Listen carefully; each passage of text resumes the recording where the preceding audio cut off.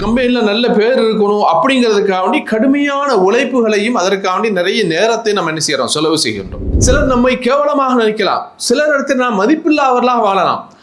ஆனால் ஒரு மூமினை பொறுத்தவரையில அல்லாஹ்விடத்தில் நமக்கு கண்ணியம் இருக்கிறதா, அல்லாஹ்வுடைய கண்ணியத்தை நாம் பெற்றிருக்கிறோமா அப்படிங்கிற அந்த வாழ்க்கை இருக்கிறத ஒரு சிறந்த வாழ்க்கை என்பதை நாம் புரிந்து கொள்ள கடமைப்பட்டிருக்கிறோம். அப்போ அல்லாஹ்விடத்துல கண்ணியத்தை பெறணும், அந்தஸ்தை பெறணும் அப்படின்னா அதற்கான வழிகள் என்ன? இந்த உலகத்திலே ஒரு அடியாரை அல்லாஹ் விரும்புகிறான் என்று சொன்னால் ஜிப்ராயில் அலைஹிஸ்ஸலாம் அவர்களை அழைக்கிறான். எனக்கு நீங்க நன்றி செய்யுங்கள், எனக்கு மாறு செய்யாதீர்கள் என்று சொல்றோம். இந்த உலகத்துல அல்லாஹ் இருவருக்கு கண்ணியத்தை தருகிறான். ஏன்னா அன்னைக்கு கண்ணியம்னா என்ன? காசு இருக்கா கண்ணியம் கிடைக்கும், செல்வாக்கு இருக்கா, பதவி இருக்கா, அந்தஸ்து இருக்கா, வசதி உள்ளவர்களா, இவர்களுக்கு தான் சமூகத்துல இன்னைக்கு அந்தஸ்தும் கண்ணியமும் அப்படிங்கிறத இன்னைக்கு உலகத்தை சர்வசாதாரணமா நம்ம பார்க்கிறோம். அல்ஹம்துலில்லாஹ் அல்ஹம்துலில்லாஹ் நஹ்மதுஹு வ நஸ்தஈனுஹு வ நஸ்தக்ஃபிருஹு வ நு'மினு பிஹி வ நதவக்கலு அலைஹி வ நஊது பில்லாஹி மின் ஷுரூரி அன்ஃபுஸினா வ மின் ஸய்யிஆத்தி அஅமாலினா من يهده الله فلا مضل له ومن يضلله فلا هادي له واشهد ان لا اله الا الله وحده لا شريك له واشهد ان محمدا عبده ورسوله. اما بعد فقد قال الله تعالى في القران العظيم والفرقان المجيد اعوذ بالله من الشيطان الرجيم بسم الله الرحمن الرحيم. يا ايها الناس اتقوا ربكم الذي خلقكم من نفس واحده وخلق منها زوجها وبث منهما رجالا كثيرا ونساء واتقوا الله الذي تساءلون به والارحام ان الله كان عليكم رقيبا. يا ايها الذين امنوا اتقوا الله حق تقاته ولا تموتن الا وانتم مسلمون. يا ايها الذين امنوا اتقوا الله وقولوا قولا سديدا يصلح لكم اعمالكم ويغفر لكم ذنوبكم ومن يطع الله ورسوله فقد فاز فوزا عظيما. اللهم صل على محمد وعلى آل محمد كما صليت على إبراهيم وعلى آل إبراهيم إنك حميد مجيد. اللهم بارك على محمد وعلى آل محمد كما باركت على إبراهيم وعلى آل إبراهيم إنك حميد مجيد.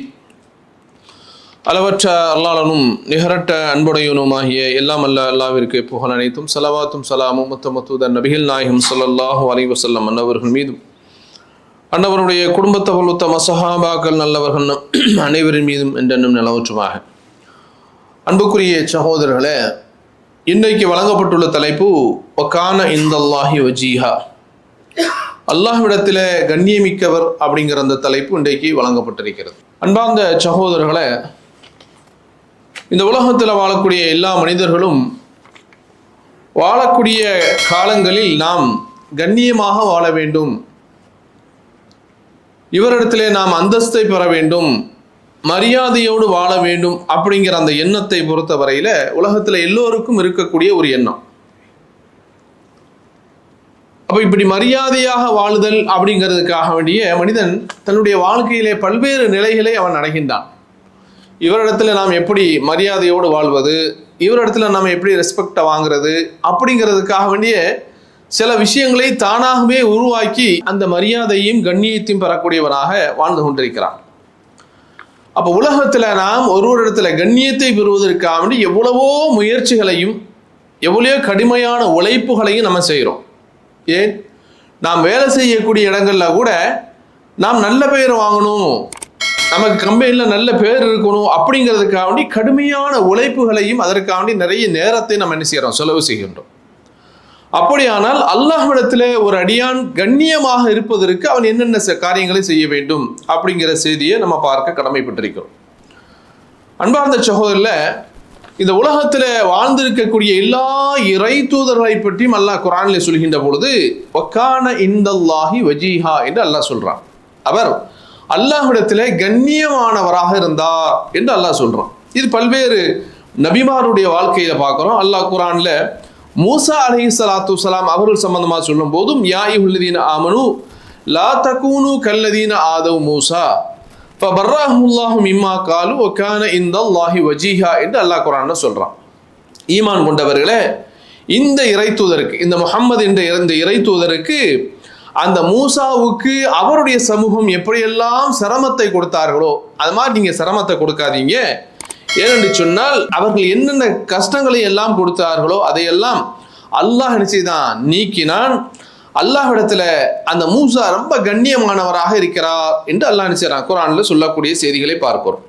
அதே போல அல்லாஹ் மரியம் அலைஹிஸ்ஸலாத்து வஸ்ஸலாம் அவர்கள் சம்பந்தமாக சொல்லும் போதும் இது காலத்தில் மலாயிகத்து யா மரியம் இன்னல்லாஹ யுபஷ்ஷிருகி பிகலிமத்தின் மின்ஹு இஸ்முஹுல் மஸீஹ் ஈஸா இப்னு மரியம் வஜீஹன் ஃபித் துன்யா வல் ஆখিরা வ மினல் முகர்ரபீன். நாம் மலக்குகள் மரியம் அலைஹிஸ்ஸலாத்திட்ட சொன்னாங்க.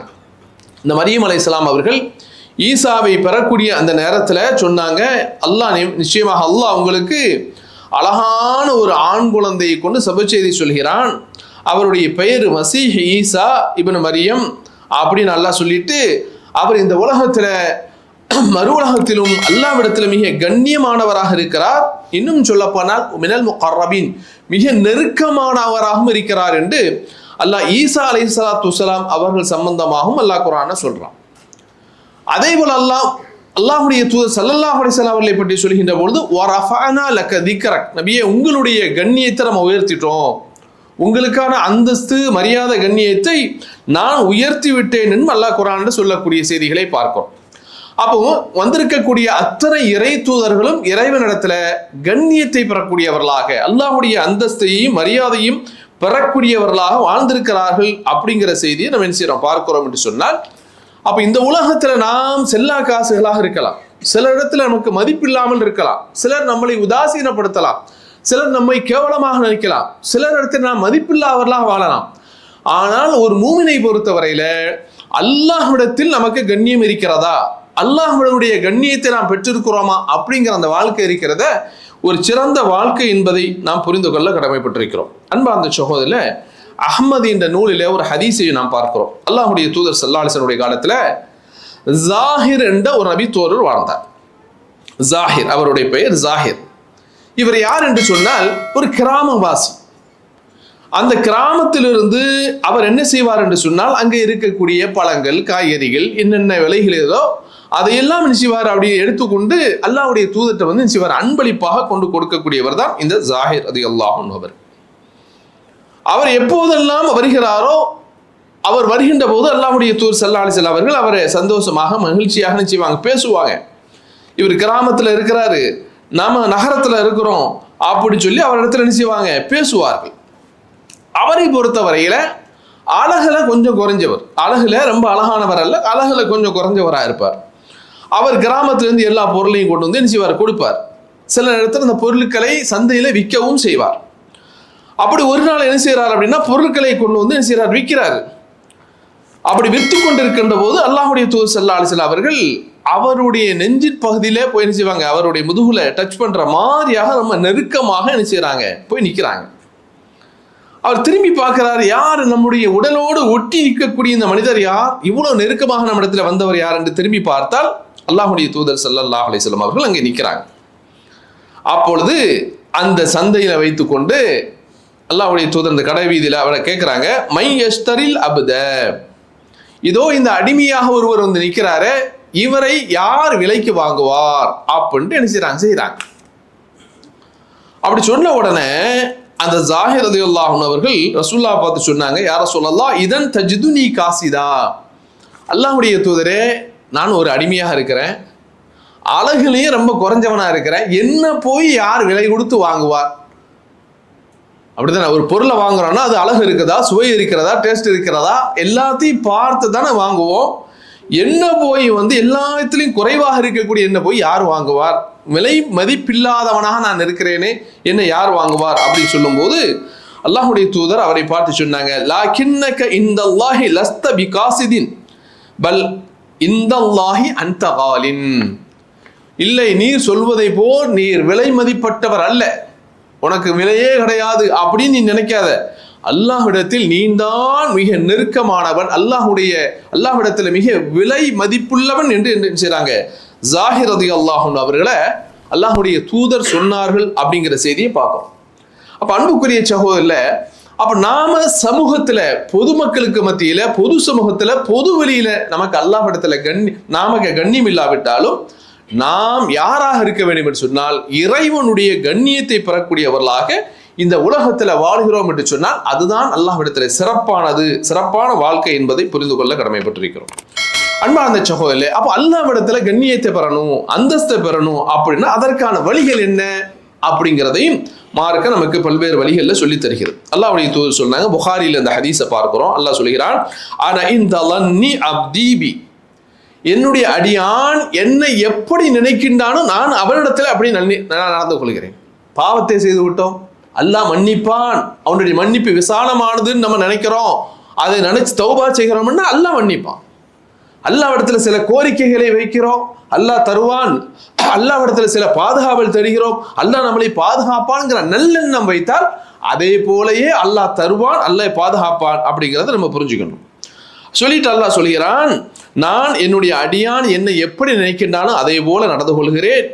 அவன் என்னை தனியாக நினைத்தால், தனிமையிலே உட்கார்ந்து பள்ளிவாசலிலேயோ வீடுகளிலேயோ தொழுது முடிச்ச பிறவோ என்னை அவன் தனியாக நினைக்கிறான் என்று சொன்னால் நான் அவனை பெரிய, அவனை விட சிறந்த கூட்டத்தில் நான் நினைக்கிறேன், அவனை நான் நினைத்து கொண்டிருக்கிறேன். அதே போல அவன் என்னிடத்துல ஒரு ஜான் நெருங்கி வந்தால் நான் அவனுக்கு ஒரு முலம் நெருக்கமாக வேகமாக வருகிறேன். அல்ல அவன் என்னிடத்துல 2 கைகளையும் விரித்து விசாலமாக இருக்கக்கூடிய அளவுக்கு அவன் என்னிடத்தில் நெருங்கி வந்தால் நான் அவனிடத்தில் நடந்து வருகிறேன் என்று அல்லாஹ் சொல்வதாக அல்லாஹ்வுடைய தூதர் ஸல்லல்லாஹு அலைஹி வஸல்லம் அவர்கள் சொல்றார். அப்ப இதெல்லாம் எதற்காக வேண்டி சொன்னால், ஒரு அடியான் இறைவனிடத்துல நெருக்கத்தை பெறுகிறான், இறைவனோடு நெருங்க வேண்டும் அப்படிங்கிறதுக்கான சில முயற்சிகளை செய்கிறான் என்று சொன்னால் அல்லாஹ் என்ன செய்கிறான், என்னுடைய அடியான் என்னை நெருங்குகிறான், என்ன நம்புறான், என்ன நினைக்கிறான், என்ன தொழுகிறான், என்னை வணங்குகிறான், எனக்கு அவனை தர்மம் செய்கிறான் அப்படிங்கிறதுனால இறைவனும் என்ன செய்யறான், அந்த அடியானை நோக்கி முன்னோக்கி வருகிறான் அப்படிங்கிற அந்த செய்தியும் பார்க்கும். அது மாத்திரமல்ல அன்பார்ந்த சகோதரர்களே, இந்த உலகத்தில் ஒரு அடியானை அல்லாஹ் விரும்புகிறான், அல்லாஹ் அவனுக்கு கண்ணியம் கொடுக்கிறான், கண்ணியம் கொடுக்க ஆடிட்டான் அப்படின்னா அல்லாஹ்வுடைய முழு விருப்பமும் அவனுக்கு வந்து வருகிறது. அதையும் அல்லாஹ்வுடைய தூதர் சொன்னாங்க. முஸ்லிம்ல ஒரு ஹதீஸை பார்க்கிறோம். அல்லாஹ்வுடைய தூதர் சொல்றாங்க, இன்னல்லாஹ இதா அஹப்ப அப்தன் தஆ ஜிப்ராயில். இந்த உலகத்திலே ஒரு அடியாரை அல்லாஹ் விரும்புகிறான் என்று சொன்னால் ஜிப்ராயில் அலைஹிஸ்ஸலாம் அவர்களை அழைக்கிறான். அழைத்து சொல்கிறானாம், இன்னி உஹிப்பு ஃபுலானன் ஃபஅஹிப்புஹு. ஜிப்ராயிலே, இதோ இந்த என்னுடைய அடியான் நல்ல அடியான், அவனுக்கு நான் கண்ணியத்தை தருகிறேன், அவனுடைய அந்தஸ்தை உயர்த்துகிறேன், அவனை நான் விரும்புகிறேன், எனவே நீங்களும் விரும்புகள் என்று ஜிப்ராயில் அலைஹிஸ்ஸலாத்து வஸ்ஸலாம் அவர்களையும் விருப்பமாக ஆக்குகிறார். அந்த ஜிப்ராயில் அதற்கு பிறகு நடக்கு சும்ம யுனாதி ஃபிஸ்ஸமா, அவர் வானத்திலிருந்து அழைக்கிறார். அவர் சொல்கிறார், இன்னல்லாஹ யுஹிப்பு ஃபுலானன் ஃபஅஹிப்புஹு. இதோ இந்த அடியான், இந்த ஊர்ல இருக்கக்கூடிய இந்த பெயருடைய இந்த அடியான், அவரை அல்லாஹ் விரும்புகிறான், எனவே நீங்களும் விரும்புங்கள் என்று சொன்ன உடனே வானத்தில் இருக்கக்கூடிய எல்லோரும் என்ன செய்யறாங்க, அந்த அடியானை விரும்புகிறார். எவ்வளவு பெரிய கண்ணியம்! அது மாத்திரமல்ல, சும்ம யூதஉ லஹுல் குபூல ஃபில் அர்த். இந்த பூமியில இருக்கக்கூடிய வாழக்கூடிய அந்த காலத்திலே அவனுக்கு அல்லாஹ் அவனை ஏற்றுக்கொண்டான், அவனுக்கு கண்ணியத்தை தருகிறான்ங்கிற அந்த நிலைக்கு அந்த அடியான் வாழ்கிறான். அதே போல அல்லாஹ் ஒரு அடியானை வெறுக்கிறான், இவன் தேவையில்லை, இவன் அல்லாஹுடைய அருளை விட்டும் தூரமானவன், இவனுக்கு அல்லாஹுடைய அருள் இல்லை, அல்லாஹுடைய கண்ணியம் இல்லை என்று அல்லாஹ் முடிவு செய்து விட்டான், ஒருத்தனை வெறுக்கிறான் என்று சொன்னாலும் அதே போல ஜிப்ராயில் அலைஹிஸ்ஸலாம் அவர்களை அல்லாஹ் அழைத்து, இதோ இந்த அடியானை இன்னி உபகிது ஃபுலானன் ஃபஅபகிதுஹு. ஜிப்ராயிலே, இதோ இந்த என்னுடைய அடியான் இவன் இருக்கிறானே, இவன் என்னுடைய வெறுப்புக்குரியவன், எனவே நீங்களும் வெறுத்து விடுங்கள் என்று சொன்ன உடனே அவரும் வெறுக்கிறார். வானத்துல பூமியில் இருக்கக்கூடிய எல்லோரும் என்ன செய்யறாங்க, அவரை வெறுக்கிறார்கள் என்று அல்லாஹ் சொல்லக்கூடிய இந்த செய்தியும் முஸ்லிம் என்ற அந்த நூல்ல நம்ம பார்க்கிறோம். எனவே அன்பார்ந்த சகோதரர்களே, அப்ப அல்லாஹுடைய கண்ணியம் வேணும், அல்லாஹ் நம்மை விரும்ப வேண்டும், அல்லாஹ் நம்மை நேசிக்க வேண்டும் என்று சொன்னால் அல்லாஹ்வை நேசத்துக்குரியவர்களாக இந்த உலகத்திலே வாழ வேண்டும், அல்லாஹ்வை நாம் அதிகமாக நினைக்க வேண்டும் என்பதை புரிந்து கொள்ள வேண்டும். அதே போல அன்பார்ந்த சகோதரர்களே, அல்லாஹ் குர்ஆன்ல இன்னொரு வசனத்தையும் சொல்லி காமிக்கிறான், அல்லாஹ்வுக்கு அதிகமாக நன்றி செய்யுங்கள். உஷ்குரூலி வலா தக்ஃபுரு. எனக்கு நீங்க நன்றி செய்யுங்கள், எனக்கு மாறு செய்யாதீர்கள் என்று சொல்றோம். அப்ப இந்த உலகத்துல வாழக்கூடிய காலங்களில் அல்லாஹ் எத்தனையோ நியமத்தை தந்தான், எத்தனையோ பல நியமத்துகள். அந்த நியமத்திற்கு நாம் நன்றி சொல்லக்கூடியவர்களாக இருக்க வேண்டும். வார்த்தையால் சொல்லலாம், செயலால் சொல்லலாம், வணக்கங்களால் செய்யலாம், எத்தனையோ வழிமுறைகள் உண்டு. அந்த வழிமுறைகளினால் நாம் என்ன செய்ய வேண்டும் என்று சொன்னால் அல்லாஹ்வுக்கு நன்றி செய்யக்கூடியவர்களாக இருக்கிறோம் என்று சொன்னாலும் அல்லாஹ்வுடைய கண்ணியம் நமக்கு கிடைக்கும். அடுத்து இந்த உலகத்தை நம்ம வாழ்கின்ற பொழுது இறைவனுடைய நெருக்கத்தை பெற வேண்டும் என்று சொன்னால் அல்லாஹ்விற்கு அல்லாஹ் நம்மை திருப்தி கொண்டவனாக ஆக வேண்டும். சஹாபாக்களை பத்தி அல்லாஹ் சொல்றானா இல்லையா, ரலியல்லாஹு அன்ஹு வரது அன்ஹும். அல்லாஹும் அவர்களை பொருத்தி கொண்டான், அவர்களும் அல்லாஹ்வை பொருத்தி கொண்டார். அப்ப 2 தரப்பிலையும் பொருத்தம் இருக்கணும், 2 தரப்பிலும் பொருத்தம் இருக்க வேண்டும். அதற்குரியவர்களாகத்தான் அல்லாஹ் சஹாபாக்களை சொல்கிறான். அதனால தான் புகாரில ஒரு ஹதீஸ்ல பார்க்கிறோம், இதுவும் அல்லாஹ் சொல்கிறான், இன்னல்லாஹ, அல்லாஹ் சொல்றான், மன் ஆதாலி வலியன் ஃபக்கத் ஆதன்துஹு பில் ஹர்ப். இந்த உலகத்துல வாழக்கூடிய நேரத்தில் என்னுடைய நேசன், என்னுடைய அடியானாக இருக்கக்கூடிய என்னுடைய நேசரை யாரெல்லாம் நோவினை செய்கின்றார்களோ அவர்களோடு நான் போர் பிரகடனம் செய்கிறேன். அல்லாஹ் சொல்றான். அல்லாஹ்வுடைய நேசத்துக்குரியராக ஒரு அடியான் மாறிவிட்டான் என்று சொன்னால் அந்த அடியானுக்கு நீங்கள் எந்த விதத்திலும் தொல்லையோ துயரங்களோ கஷ்டங்களோ கொடுக்கக்கூடாது. அப்படி செய்தீங்கன்னு சொன்னா நான் அந்த மனிதனோடு போர் தொடுக்கிறேன் என்று சொல்லிவிட்டு அல்லாஹ் சொல்கிறான், என்னுடைய அடியான் என்னிடத்தில் நெருங்குவது எதனால் அவனுக்கு நான் கடமையாக்கி இருக்கிறேனே அந்த வணக்கங்கள் அதன் மூலமாக அவன் நெருங்கலாம். இன்னும் சொல்ல போனால் அதுக்கு அடுத்ததாக நஃபில் என்று சொல்லக்கூடிய வணக்கங்கள் இருக்கிறதே, அந்த வணக்கங்களின் மூலமாக அவன் என்னை நெருங்குகிறான் என்று சொன்னால் فَإِذَا أَحْبَبْتُهُ كُنْتُ سَمْعَهُ الَّذِي يَسْمَعُ بِهِ وَبَصَرَهُ الَّذِي يُبْصِرُ بِهِ وَيَدَهُ الَّتِي يَبْطِشُ بِهَا وَرِجْلَهُ الَّتِي يَمْشِي بِهَا. அப்ப இந்த அடியானுக்கு அல்லாஹ் எவ்வளவு கண்ணியத்தை தருகிறான்னா, அவன் வணக்கங்களை செய்கிறான், ஃபர்லான வணக்கங்களை செய்கிறான், நஃபிலான வணக்கங்களை என்ன செய்கிறான், அலட்சியம் இல்லாமல் அதை செய்து கொண்டிருக்கிறான் என்று சொன்னால் அல்லாஹ் அவனை விரும்புகிறான். அவனுடைய பார்வை அல்லாஹுடைய பார்வையாக, அவனுடைய கேட்குதல் அல்லாஹுடைய கேட்குதாக, அவன் பிடித்தல் அல்லாஹுடைய பிடித்தலாக, அவன் நடத்துறது நடக்கிறது அல்லாஹுடைய நடத்துதலாக நினைச்சுங்க அவன் மாறி விடுகிறான். அப்போ ஒட்டுமொத்தமாக அவனுடைய செயல்கள் யாருக்கு பிரியமானதாக ஆகிவிடுகிறது? அல்லாஹ்வுக்கு பிரியமானதாக ஆகிவிடுகிறது. அவன் எதையெல்லாம் கேட்கிறானோ அதையெல்லாம் நான் கொடுக்கிறேன். அவன் என்னிடத்தில் எதுக்கெல்லாம் பாதுகாப்பு தருகிறானோ அதையெல்லாம் நான் கொடுக்கிறேன் என்று அல்லாஹ் சொல்லிவிட்டு இன்னொரு செய்தியும் சொல்கிறான். நான் இந்த மூமினான நான் நேசிக்கக்கூடிய இந்த அடியானுடைய உயிர் விஷயத்துல தாமதிப்பதை போல எதிலையும் நான் நினைச்ச மாட்டேன், தாமதிக்க மாட்டேன் என்று சொல்லிட்டு அல்லாஹ் சொல்றான், யக்ரஹுல் மௌத். இந்த அடியான் அல்லாஹ்வுக்கு நேசமான இந்த அடியான் உலகத்திலே வாழுகின்ற பொழுது மரணத்தை வெறுக்கான். மரணத்தை அவன் வெறுக்கிறான், நேசிக்க மனகிறான். ஆனா அக்ரஹு மசாஅத்தஹு, இந்த உலகத்திலே அவன் வாழ்ந்து பல்வேறு கஷ்டங்களையும் சிரமங்களையும் சோதனைகளையும் அவன் அனுபவிப்பதை நான் வெறுக்கிறேன். அதனால தான் அவனுக்கு சீக்கிரம் மௌத்தை கொடுத்துறேன், அதனால்தான் அவனுக்கு மரணத்தை கொடுக்கிறேன். இந்த உலகத்தில் அவன் இன்னும் கொஞ்ச நாள் வாழ்ந்து இந்த கஷ்டங்களை எல்லாம் நான் அனுபவிப்பதை நான் விரும்பவில்லை என்று அல்லாஹ் சொல்லக்கூடிய செய்திகளை நம்ம பார்க்கிறோம் என்று சொன்னால், எனவே அன்பார்ந்த சகோதரர்களே, அப்போ நம்ம உலகத்துல அல்லாஹ் நமக்கு கண்ணியத்தை பிறரால் நமக்கு கண்ணியம் கிடைக்கிறதோ இல்லையோ, அல்லாஹ்விடத்தில் வெற்றி பெற்றவராக, அல்லாஹ்விடத்தில் கண்ணியத்தையும் அந்தஸ்தையும் பெறக்கூடியவர்களாக நாம் மாற வேண்டும். எல்லாம் அல்லாஹ் அப்படிப்பட்ட நல்லவர்களாக நம்ம அனைவரையும் ஆக்கிடுவோம். அல்ஹம்துலில்லாஹி ரப்பில் ஆலமீன், வஸ்ஸலாத்து வஸ்ஸலாமு அலா சய்யிதில் முர்ஸலீன் நபியினா முஹம்மதின் வஆலிஹி வஸஹ்பிஹி அஜ்மஈன். அன்புக்குரிய சகோதரர்களே, அப்ப கண்ணியம் அப்படிங்கிறதை பொறுத்தவரையில அதை அடைவதற்கு அல்லாஹ் பல்வேறு வழிகளை என்ன செய்திருக்கிறான், நமக்கு வைத்திருக்கிறான். அதுல ஒரு வழியைத்தான் அல்லாஹ் சொல்லும் போது, யர்ஃபஇல்லாஹு அல்லதீன ஆமனு மின்கும் வல்லதீன ஊதுல் இல்ம தரஜாத் வல்லாஹு பிமா தஅமலூன ஹபீர் என்று அல்லாஹ் சொல்றான். இந்த உலகத்துல அல்லாஹ் இருவருக்கு கண்ணியத்தை தருகிறான், இருவருடைய அந்தஸ்தை உயர்த்துகிறான். யார் ஒருவர் என்று சொன்னால், யாரெல்லாம் இந்த உலகத்திலே அல்லாஹ்வை ஈமான் கொண்டிருக்கிறார்களோ அவர்கள் அனைவருக்கும் அல்லாஹ்விடத்தில் கண்ணியம் இருக்கிறது. உலகத்தில் வாழக்கூடிய காலங்களில் யாரெல்லாம் அல்லாஹ்வை கொண்டு ஈமான் கொண்டிருக்கிறார்களோ அவர்களுக்கெல்லாம் அல்லாஹ்விடத்தில் கண்ணியம் உண்டு.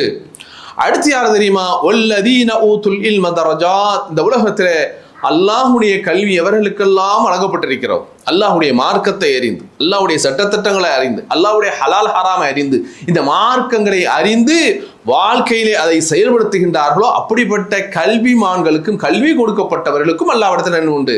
கண்ணியம் உண்டு என்று அல்லாஹ் குர்ஆன்ல சொல்லக்கூடிய செய்திகளை பார்ப்போம். எனவே அன்பார்ந்த சகோதரர்களே, ஏன்னா அன்னைக்கு கண்ணியம்னா என்ன? காசு இருக்கா கண்ணியம் கிடைக்கும், செல்வாக்கு இருக்கா, பதவி இருக்கா, அந்தஸ்து இருக்கா, வசதி உள்ளவர்களா, இவர்களுக்கு தான் சமூகத்துல இன்னைக்கு அந்தஸ்தும் கண்ணியமும் அப்படிங்கிறத இன்னைக்கு உலகத்தை சர்வசாதாரணமா நம்ம பார்க்கிறோம். அப்ப அன்புக்குரிய சகோதரர்களே, அல்லாஹ்வுடைய தூதர் சொன்னாங்க, முஸ்லிம்ல ஒரு ஹதீஸ்ல பதிவு செய்யப்பட்டிருக்கிறது, ரப்ப அஷகத மதுஃபூஇன் பில் அப்வாப் லவ் அக்ஸம அலல்லாஹி லஅபர்ரஹு. இந்த உலகத்துல எத்தனையோ மனிதர்கள் அவர்களை பார்த்தால் ஒரு அலங்காரமாகவோ ஒரு கவர்ச்சியாகவோ ஜீனத்தாகவோ இருக்க மாட்டாங்க. அப்படிப்பட்டவர்கள் தலைவெறி கோலமாக இருப்பார்கள். அவர்கள் எங்கு சென்றாலும் கதவுகள் திறக்கப்படாது. வசதி உள்ளவங்க போனாங்க, செல்வாக்கு உள்ளவங்க போனா வாங்க வாங்க வாங்க கதவு திறந்து சோப்பு கம்பளம் விரிச்சு அவங்களுக்கு என்னென்ன பணிவிடைகள் எல்லாம் செய்யணுமோ எல்லா தடபுடலான ஏற்பாடுகளும் செய்யப்படும். ஆனா இந்த அடியானை பொறுத்தவரையில் அவர் அழகற்றவர், இந்த உலகத்துல மதிக்கப்படாதவர், விலை மதிப்பில்லா, இந்த உலகத்துல அவருக்கு விலை இல்லை. எத்தனையோ வாசல்கள் அவருக்கு திறக்கப்படாத, அடைக்கப்படும். அவர் வந்துட்டாருன்னு இவரா அடைச்சிருக்காதவ திறக்காத அப்படின்னு கதவுகள் அடைக்கப்படக்கூடியவர். ஆனால் அல்லாஹ் இடத்துல இவர் எப்படிப்பட்ட கண்ணியமானவர் தெரியுமா? லவ் அக்ஸம அலல்லாஹி அபர்ரஹு, அவர் அல்லாஹ்வின் மீது சத்தியம் செய்து இதை நான் செய்வேன் என்றால் செய்து விடுவார். இதை நான் செய்ய மாட்டேன் என்று முடிவெடுத்தால் செய்ய மாட்டார். அப்படிப்பட்ட கண்ணியத்துக்குரியவர்கள் இந்த உலகத்திலே எத்தனையோ நபர்கள் இருந்து கொண்டிருக்கிறார்கள் என்று அல்லாஹ்வுடைய தூதர் ஸல்லல்லாஹு அலைஹி வஸல்லம் சொல்லக்கூடிய செய்திகளை நாம் பார்க்கிறோம் என்று சொன்னால், எனவே அன்பார்ந்த சகோதரர்களே, கண்ணியமும் அந்தஸ்தும் மரியாதையும் என்பது இந்த உலகத்துல மக்களிடத்தில் நாம தேடி அதன் மூலமாக கிடைக்கக்கூடியது அல்ல. இதெல்லாம் ஒரு போலியான ஒரு வெற்றான அந்தஸ்துகள், மரியாதை என்பதை புரிந்து கொள்ள வேண்டும். அல்லாஹ்விடத்தில் எந்த அடியானுக்கு கண்ணியமும் அந்தஸ்தும் அல்லாஹ் பதிவு செய்து வைத்திருக்கிறானோ, அல்லாஹ் யாரை விரும்புகிறானோ அவர்கள்தான் உண்மையாகவே கண்ணியத்தை பெற்றவர்கள் என்கிறதை நம்ம புரிந்து கொள்ள வேண்டும். எல்லாம் அல்லாஹ் ஜல்ல ஷானத்தால் அப்படிப்பட்ட அல்லாஹ்வுடைய கண்ணியத்தையும் பொருத்தத்தையும் முழுமையாக அடையக்கூடிய நல்லவர்களாக நம்ம அனைவரையும் ஆக்கிடுவானாக. அல்ஹம்துலில்லாஹ்.